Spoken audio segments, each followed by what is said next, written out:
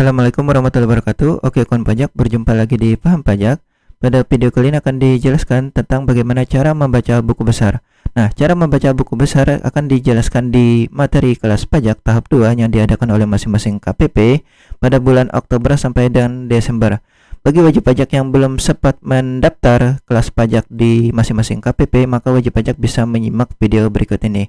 Oke, materi yang disampaikan oleh masing-masing KPP terkait materi kelas pajak tahap 2 pada aktivitas 2 yaitu ada 3 aktivitas. Di aktivitas 2 ada 3 subaktivitas yaitu taxpayer ledger atau bagaimana membaca buku besar wajib pajak, depot yang kedua yaitu deposit pajak, yang ketiga ada e-bupot, bagaimana cara membuat e-bupot, lapor dan bagaimana cara melakukan pembayaran menggunakan deposit pajak.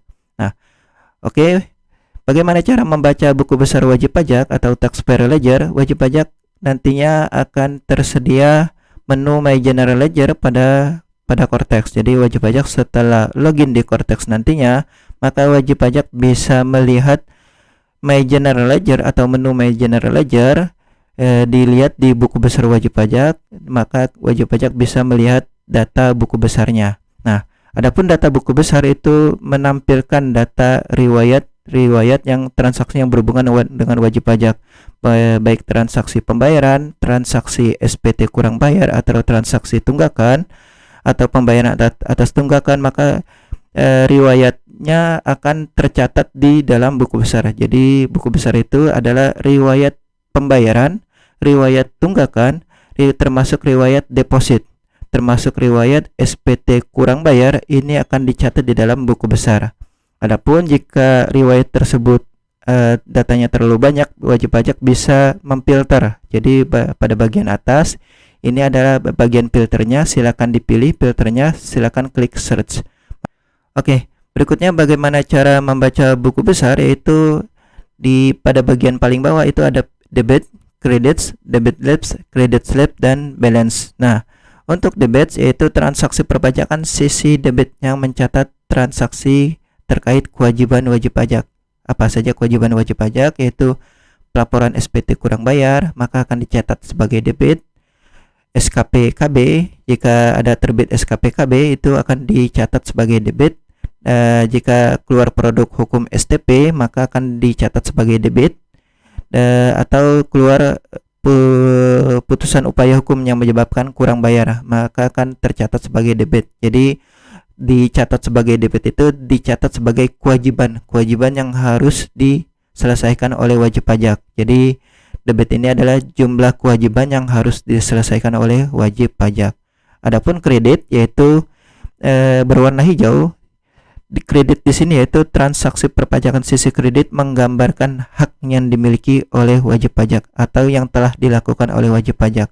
Jadi transaksi yang telah dilakukan atau transaksi atas hak yang telah disampaikan oleh wajib pajak, yaitu biasanya berupa pembayaran. Jadi kredit ini umumnya berupa pembayaran, baik pembayaran atas SPT kurang bayar atau pembayaran atas deposit atau pembayaran atas tunggakan, baik SKP KB, SKP PKP, SKPI atau pembayaran atas STP. Termasuk juga jika ada SPT lebih bayar yang telah selesai diproses, maka akan dicatat sebagai kredit.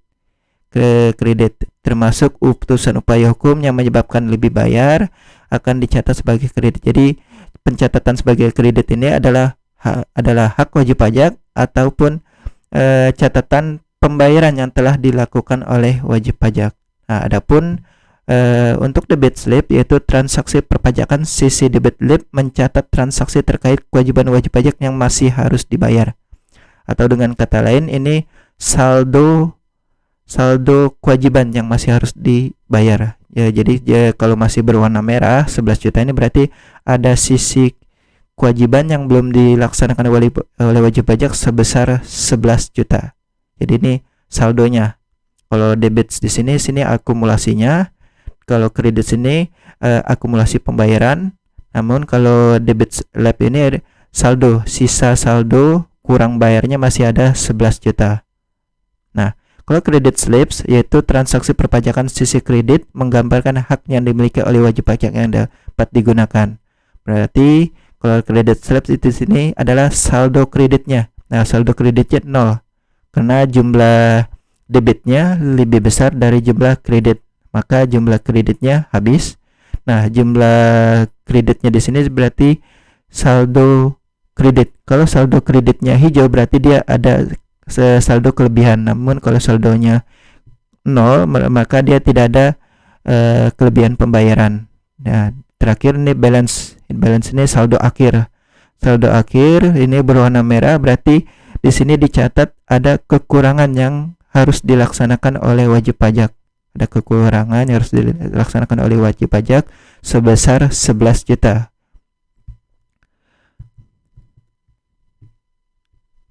Oke, demikian cara membaca buku besar. Jadi pada bagian atas ini wajib pajak bisa memfilter. Pada bagian kedua ini riwayat-riwayat pembayaran, pembayaran atas SPT kurang bayar, riwayat pembayaran atas tunggakan, riwayat pembayaran deposit itu akan dicatat.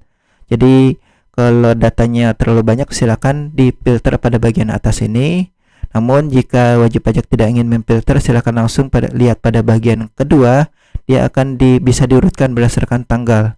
Atau jika tidak ingin diurutkan, biasanya data yang paling atas itu adalah data yang paling terbaru, dan wajib pajak bisa melihat data yang paling atas apakah data pembayarannya sudah masuk atau belum, bisa dilihat di riwayat kedua. Nah, di bagian terakhir ini wajib pajak bisa melihat saldo akhirnya. Saldo akhirnya kalau berwarna merah berarti ada sisi kewajiban yang masih kurang bayar sebesar 11 juta.